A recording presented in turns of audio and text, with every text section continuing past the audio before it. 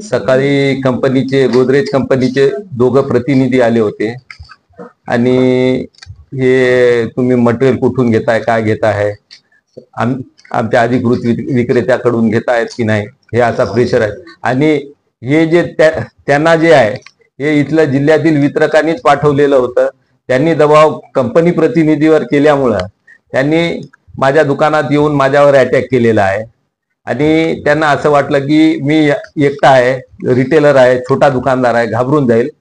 पण मी त्यांना प्रतिसाद दिला नाही. माझ्यावर दादागिरी केली, गुंडगिरी केली.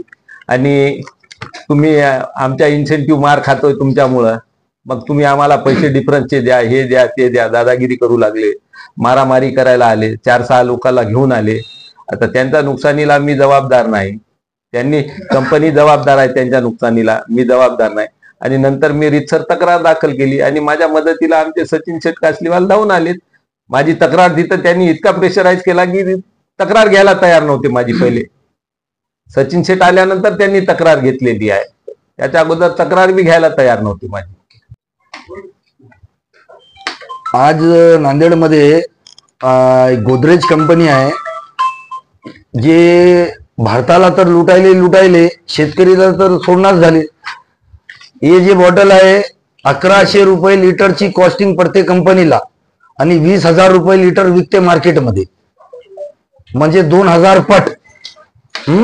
याचे जे कंपनीचे प्रतिनिधी आहे नांदेडचे, ते दोघ जण एवढे मोठे गुंडे आहे की दादागिरी करायची. लोकायला डिस्ट्रीब्युटर जे राहतात ना यांचे, ते डिस्ट्रीब्युटर आहे ना, यांना दादागिरी करायसाठी दुकानावर जा त्यांच्या आणि दादागिरी करा म्हणून.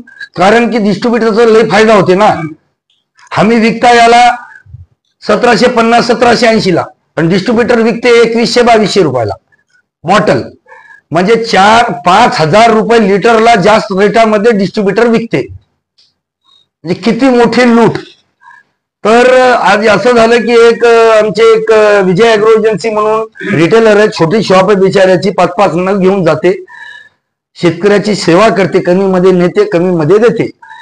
तर त्यांच्या दुकानामध्ये घुसून त्याचे बिटला फोटो काढून त्याच्या पाठीमाग मग गल्ल्यामध्ये पैसे बॉटल काय काय घेऊन गेले ते आता जाऊन चौकशी बघायचं आहे. आणि जे दादागिरी केली, हातापाई केली, मारामारी केली, म्हणजे हे गुंडे हे देशातले आतंकवादी आहे गोदरेज कंपनीचे जे आहे. आणि जे त्याला ते केले तर ते म्हणजे रड तळत आला कि बाबा मैं कैसा करूं, मेरे को मार देंगे. मैं बोला तू डर मत, हम तेरे साथ है, तू जा पुलिस स्टेशन में जा और हम आते नहीं. तो त्यानं गेले. तिथं साहेब लोक नव्हते तर मी पोलीस साहेबाला सांगितलं, PI साहेबाला सगळ्याला सांगितलं, ते आले. मग त्याच्यावर या कंपनीच्या एम्प्लॉईवर आणि कंपनीवर FIR आम्ही टाकली.